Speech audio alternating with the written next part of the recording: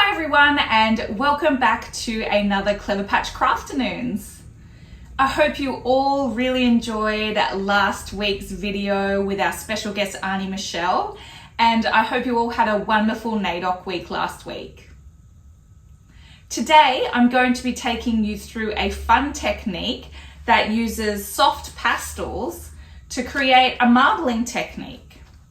So what we need for this activity is something to put our water in to float our paper on. So I'm using this plastic container here. You might have a bucket at home or a nice big bowl that you could fill with water. You can cut paper down to fit the surface area that you have to marble in. So don't worry if you've only got a small bowl, it just means cutting your paper down to fit. We're also going to need soft pastels. So it's best to have a nice range of lovely bright colors to use so we can achieve these really cool patterns. We're also going to need some paper, and this is just your standard A4 white copy paper. So nothing special here, just a regular paper that you would put in your printer. And then lastly, we're going to need some scissors. Okay, I think that's it. Let's jump into it.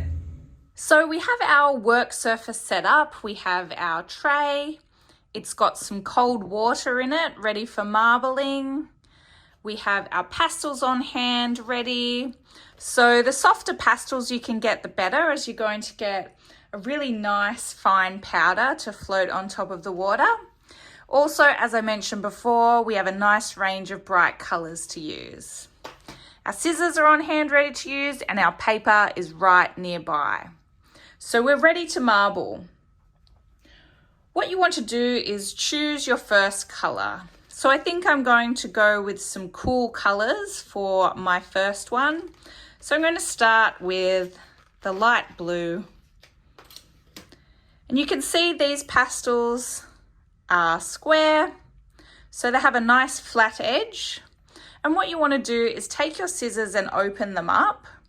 And then you want to carefully hold the scissors in the middle, and you want to use the blade of the scissors to gently scrape down the face of that flat surface.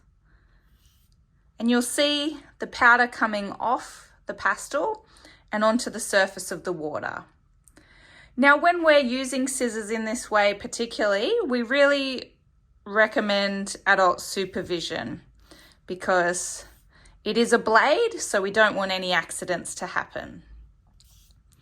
So we just run the scissors down the length of the pastel a couple of times to get that pigment onto the surface of the water. And now it's a matter of choosing your next colors and continuing in this way. So now I'm going to go in with a dark blue, just gently shaving the pastel onto the water. Now you could even create a really nice gradient here and work from the darker colors through to the light, or you could do what I'm doing and simply see where it lands and experiment with how that's going to turn out. Might add some purple in. You can pick specific spots that you'd like the pigment to go.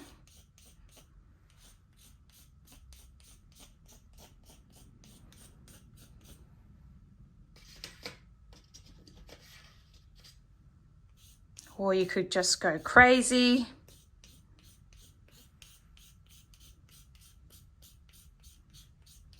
And see how it turns out. That's the fun of it. Once we have a nice amount of pigment on the surface, it's time to do our print. So we have our paper here ready, and we're just going to take a single sheet and we're going to carefully place that on top of the water like so. Now the thing with marbling with soft pastels is it does create a barrier between the water and the paper, and you kind of need a bit of that water to transfer the pastel onto the paper. So it is good to give it just a little bit of a tap on top of the surface of the water. You don't want to drown the paper, but just a little tap to give that water a chance to transfer the pastels onto the paper. And if you have used too much pigment, you will notice that it doesn't stick to the paper as well. So it's all just a bit of trial and error. And that's the fun of art. So once you can kind of see it's starting to transfer from underneath, we can then, from one edge of your paper, pick it up from the surface and let some of that water drip back in. And there we have a beautiful soft pastel marbled sheet. So you'll see there's still some pastel floating here on the surface. So to clean that up, we just continue to use our paper to pick that pigment up off the surface. So you could choose to add some more colors in at this point, or you can simply start cleaning up, and then we can use these pieces of paper more for like collage, or a piece of marbled paper that we can cut up and use in other projects, because it won't be as fully covered as our first one was. So have an experiment, see what colors you can come up with. You might want to mix some warm colors next, or you might want to go crazy and do a whole rainbow pattern. Think about how those colors are going to interact with each other, and then see what you can come up with. Well, I hope you've all had a wonderful time today creating these beautiful marbled papers using soft pastels. It's a really fun technique to try, and I hope you get to do lots of experimenting with your color mixing and seeing what different patterns you can come up with. Now, once your paper is dry, you do need to remember that it is pastel. So when we work with pastels, we need to use a fixative over the top to make sure that we don't rub it off. So you can buy fixatives from the store, or a cheap alternative to the commercial fixatives is to just get some hairspray and spray a few thin coats over the top, and that will hold the pastel onto the paper.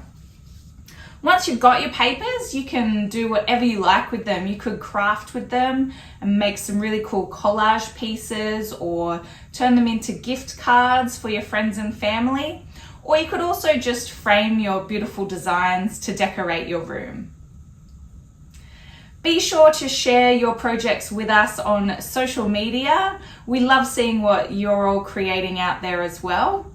And until next time, happy crafting!